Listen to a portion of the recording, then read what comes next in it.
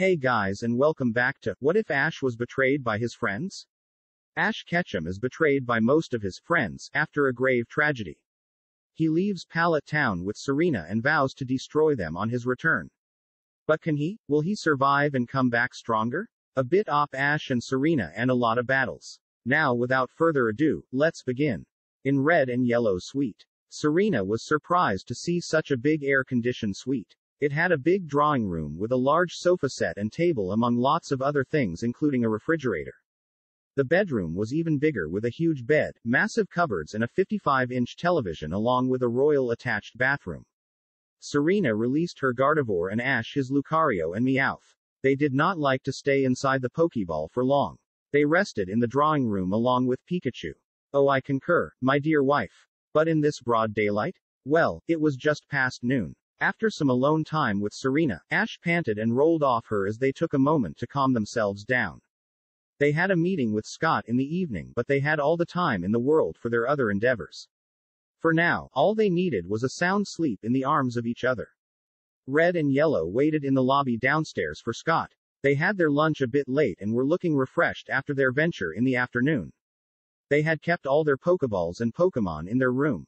Ash only had Meowth and Lucario with him while Serena had her Delphix and Gardevoir. They were sitting there planning about the next day's training they were going to do at their secluded spot in the nearby forest. At this, they mainly discussed the tournament. Mr. Goodshow gave them an overview of the security system, details of the opening ceremony and the agenda of the tournament. After that, they talked a bit about each other, catching up on what they were doing these days. Even though Red and Yellow had the reputation of being overwhelming during battles, the public respected them very much because of their polite and helpful nature. They shared a very good and close relation with the former champions who were now a part of the respective Elite Fours. However, no one except Scott and Mr. Goodshow in the room knew their real identity. Red and Yellow had decided to reveal their real identities if one of them won the tournament. Nevertheless, they felt it was right to let the champions know who they really were. They did not want them to think that they were an extraordinary couple who emerged out of nowhere and took the world by storm. In fact, two betrayed teenagers, with a strong motivation to prove their so-called friends wrong. Trained hard day and night to slowly make themselves stronger along with their Pokemon. The discussions were about to end when Scott looked at Red and said after getting his nod of approval. Well, this was not the only reason why tonight's meeting was called. There is something important about which only Mr. Goodshow and I are aware. However, it is not our story to tell. I would like Red and Yellow to reveal what it is. What do you mean something important? Red, would you like to elaborate? Said Stephen. Yes. I do not know where to start, but I want to listen carefully to what I say. Red said, and everyone nodded. I think some of you might remember Ashketchum, who disappeared 7 years ago. Of course, Ash was one of the most innovative trainers I have seen in my lifetime. Some of his combination moves bug me even now. Cynthia replied. He was a great trainer with a lot of potential and a never-give-up attitude, which is rare to find these days, said Diantha sadly. I sure remember the boy. With a more few years of training, he surely would have given us a run for our money, Alder said. He was a perfect candidate for my G-men. It is a shame he just went missing after everything that happened to him, said Lance. You might have heard the rumors how he went out on a journey 7 years ago along with his girlfriend Serena and did not survive for a long time, eventually meeting their end. Diantha and especially Arya, you remember Serena, right? Red asked, to which Arya replied, of course, how can I forget her? She was the best opponent I ever had before I lost the title to Yellow. I sure miss her. Well, you see, the rumors you have heard are not true actually. I mean, Ash and Serena are still alive. Everyone was shocked at this statement. I will tell you why they disappeared. You all probably know that Team Rocket murdered his mother and burnt down his house. After this tragic incident, he stayed with Professor Oak for a few days before deciding to go on another journey with Serena. At that moment, all his so-called friends and rivals who had traveled along with him through various regions, whose ass he had saved on so many occasions, turned their backs on him and said that he should leave his dream of becoming a Pokemon master. They told him that he was not good enough to participate in any of the leagues and should choose an alternate career. However, Ash wanted to follow his dreams, and the death of his mother motivated him even more to achieve it. Therefore, he left along with Serena and all their Pokemon to somewhere far away in order to train and eventually return to avenge his mother and destroy his friends. Professor Oak aided them in their escape and has been helping them since then in their time of need. Nevertheless, they knew Professor Oak could not help them to hide or aid them financially. Hence, Ash contacted Scott, whom he trusted completely, and after discussing all these, he and Mr. Goodshow helped them disappear. They trained in a deserted island for a couple of years and decided to return, as they were ready to take on the world then. All of them were both upset and angry hearing all this. How could someone be so mean? People are supposed to support their friends, not stab them in their backs. Cynthia exclaimed. Exactly. In addition, they had no right to tell him what to do. It was his dream to follow, not theirs. Diantha said, supporting Cynthia's statement. Anyways, what happened to them after that? You did say they decided to return. Lance said, above all, how do you know all these in detail? Asked Stephen. Everybody looked at Red. Like I was saying, they trained for a couple of years before deciding to reappear. Ash's betrayal took place 7 years ago, which means, they reappeared 5 years ago. Ring any bells? Red asked, grinning, and looked at Yellow, who gave her a nod. They both stood up, uncovered their hood and dropped their aura that helped them change their facial appearance. To say everyone in the room, except Mr. Goodshow and Scott, was astonished is an understatement. Ash and Serena were standing in front of them. Oh my god, Red and Yellow, you guys are. Arya could not speak more. Yes, it is us. Red and Yellow are actually Ash and Serena. Yellow, Serena said, smiling. I missed you too, Arya. She went and hugged her and Arya returned, coming back to her senses. Such an elaborate deception. Really worthy of the G-men, said Lance. Cynthia just rolled her eyes and said, Ash has returned and that's what comes to your mind first. Everyone laughed at this. They all hugged each other, their old friends Ash and Serena. They talked a bit more and had dinner together ordered by Mr. Goodshow. Really, Ash, you and Serena have surely become the strongest couple in the world. I always knew you would become a champion one day, but the champion of the 6 major regions is beyond anybody's reach, said Stephen. You too, Serena. Who knew the shy girl from Vaniville Town would become the world's best coordinator? Diantha said. Not to mention the Kalos Queen, Arya added quickly. Yes, my boy, you have surely done wonders. Your mother would be so proud of you. Alder said, giving a grandfatherly pat on his shoulder. I know she will be. By the way, we wanted to say that it would be great if you people kept this a secret. We do not want to reveal our real identities, at least until the tournament ends. I hope we can trust you, Ash told them. Ash, I can vouch for everybody here, your identities will remain a secret as long as you want. You can trust us, Mr. Goodshow said, and everyone nodded. After a few minutes, they all went to their respective rooms, not before planning to meet the next day again before the opening ceremony. Do you think we did the right thing today, revealing our identities? I know we had discussed this earlier, but still, after everything that has happened with us, you cannot blame me for being a bit skeptical, said Ash. I know, honey, it is genuine to have reservations after all that has happened, but that does not mean we cannot make new friends. Just because your old friends betrayed you, does not mean everyone is going to turn out that way. They are the former champions of the 6 regions. They are the strongest trainers we have faced. They know what it takes to become a champion, the hardships, the struggles, the sacrifice, they all must have gone through it to achieve that. That is the reason why they can understand us and our situation more than those traitors. I trust them as much as Scott, Mr. Goodshow, Professor Oak, or Clemont and Bonnie. I think you should too. Give yourself a chance to trust people again, I am sure you will not regret it. Serena told him. Guess you are right. Thanks for the pep talk. Of course I am right and you are welcome. Serena smirked. Speaking about Clemont and Bonnie, when are they going to arrive? Ash asked. I have told Scott to book their room next to us. I talked to Bonnie this evening. They will reach tomorrow morning. We will meet them after our training session. Serena replied. Good. Let us sleep. We have an early day tomorrow. I love you, Ash. Good night. Good night, Serena. I love you too. They turned off the lamp, kissed and fell asleep holding each other in their arms. Next day early in the morning, Red and Yellow, with all their Pokemon, went to the forest to train at the secluded spot they had discovered a few years ago during their training on Mount Silver. The Pokemon had a relaxed training session so that they did not stress themselves before the start of the tournament. Red and Yellow just did a few light exercises and meditated for a while.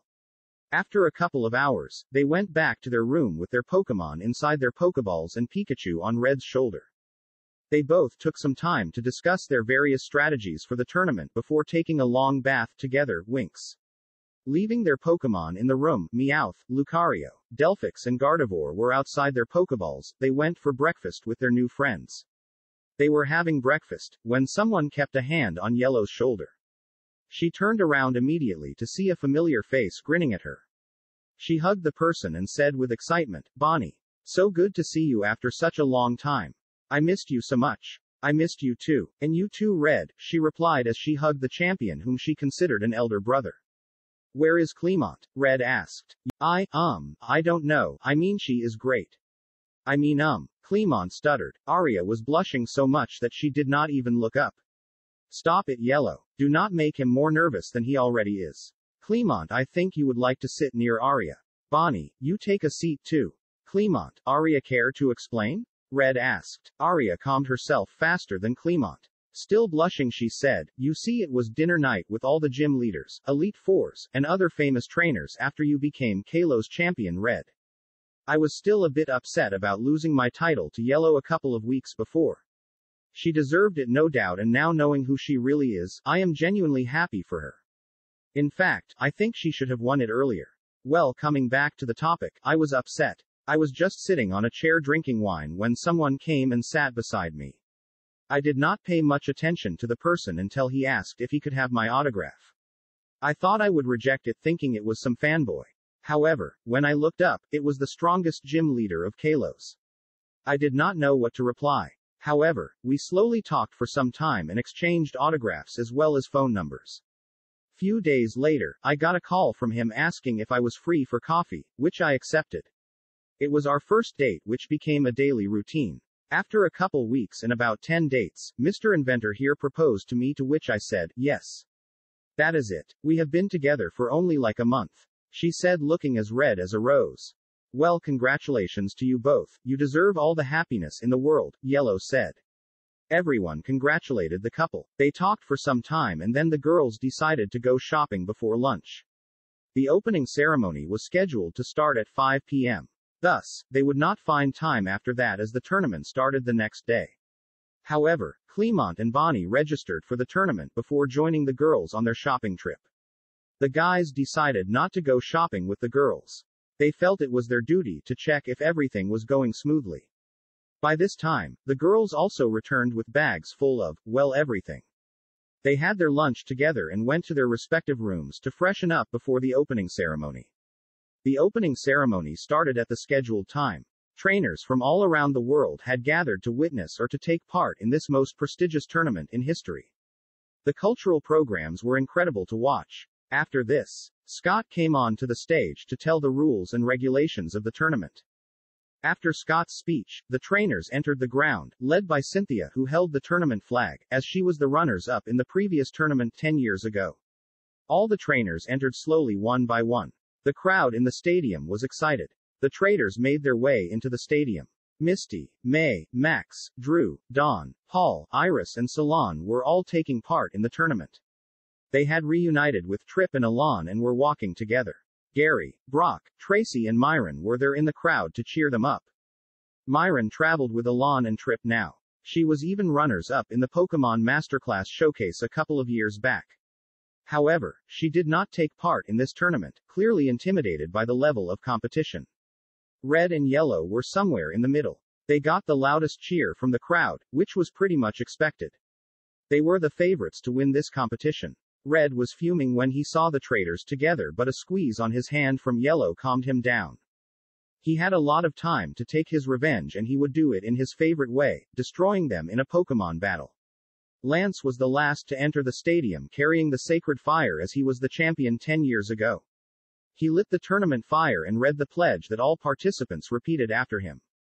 In the end, the director, Mr. Charles Goodshow, delivered his speech and declared the tournament open. Next, the rules of the tournament were displayed on the big screen. Since there were 320 trainers participating, they were divided into 64 groups of 5 trainers each. In the group stage, the trainers were allowed to use a maximum of 3 Pokemon each. From each group, the top 2 trainers were allowed to move into the knockouts. If there were a tie for the second spot, then the trainer who lost the lesser number of Pokémon, he or she would proceed to the next round. In case there was still a tie, then the winner of the battle between the two would proceed into the next round. If the battle had ended in a draw and there seemed to be no point of difference between the trainers, then a one-on-one contest-style battle would decide the winner. The first 2 rounds, i.e. the round of 128 and 64 of the knockout stage, would feature battles with 4 Pokémon on each side. The next 2 rounds, i.e. round of 32 and 16, would feature battles with 5 Pokémon on each side. With the top 8 remaining in the contest, there would be full battles with 6 Pokémon on each side. Substitutions were allowed in all the matches. The matches were to take place in one of the 10 battle arenas allotted randomly. The time slots were 9 a.m., 10:30 a.m., 12 noon, 2 p.m., 3:30 p.m., 5 p.m., 6:30 p.m. and 8 p.m. The group stage was expected to be over in 8 days according to this schedule, but they still had a reserve day in case of any discrepancies or unfinished matches. The 7 rounds of knockouts were programmed to be completed in 8 days with a rest day before the quarterfinals. After the rules, the screens displayed the trainers in each group and the matches for the first day's battle. The groups were named A1 to A8, B1 to B8 and continued until H1 to H8. 8 trainers were given seeding and were sorted to either of the 1 classes, i.e. A to H, so that in case they all proceeded through the tournament, they would not face each other at least until the quarterfinals. Red was seeded and was sorted into A1. Yellow was the second seed and was sorted into B2. Lance, the previous champion, was the 3rd seed and found himself in C3, whereas Cynthia's name featured in D4 as the 4th seed. Stephen, Diantha, Alder and Arya got the 5th, 6th, 7th, 8th seeding and were sorted in E5, F6, G7, and H8 respectively. Red's group had 2 trainers he did not know prior to the tournament named Kathy and Harold along with Trip and Misty. Red grinned on seeing the last 2 names. The first 2 of the traitors were going to get a ruthless defeat. Had it been anyone other than one of the traitors, then Yellow would have felt pity for him or her on seeing Red's smile. But these 2 deserved that creepy grin, the one she last saw when Red annihilated Giovanni. They were hoping to find one of the traitors in Serena's group too when they saw the name of the so-called Princess of Hoenn, May, on the screen. It was Yellow's turn to give the predatory smile. The other traitors were sorted either into A or B class. Scott did this on request of Red so that at one point of time or other they would have the maximum odds of facing either Red or Yellow. Max was in A3, Paul in A8, Alon in A7, Dawn in B7, Iris in B3, Drew in B4 and Salon in B8. They saw the names of all of Red's Elite Four, members of all the regions, the names of the Frontier Brains and most of the gym leaders. Bonnie was in H1 and Clement in G2. The fixtures were then shown along with the type of field they were going to battle in. Everyone was psyched for the battles the next day. Yellow had her battle with a guy named Maxwell in the water arena. Red had his battle in the normal field with, well, what do you know, the first of the traitors was going to bite the dust. Trip was so screwed.